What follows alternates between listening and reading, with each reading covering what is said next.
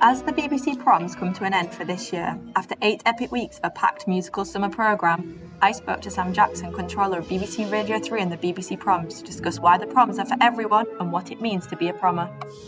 Why would I encourage people to come to the Proms specifically? Well, I think every night we try to make this a really brilliant event with world-class music. You don't need to be a classical music expert. People can sometimes think, if they're not in the club already, as it were, that there are certain rules and conventions they have to abide by in terms of, for example, dress code.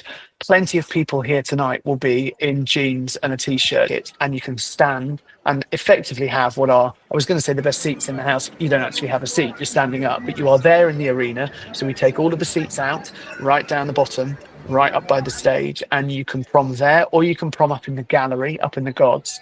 The Proms were founded in 1895 by Robert Newman and aimed to reach a wider audience by adopting a less formal standing promenade arrangement with low ticket prices. Nowadays, prommers can get tickets to any proms on the day for as little as £8.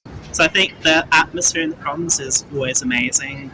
Just bringing people together, getting people who've never listened to classical music before coming and really enjoying it as well, getting them into classical music in the first place. I think it's about the sense of occasion. Certainly the venue is a fantastic venue.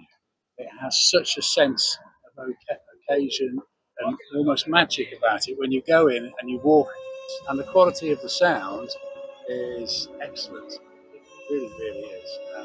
But at the same time, it has a sort of an intimacy to it as well. With really popular BBC brands and titles. So this year, the Traitors Prom.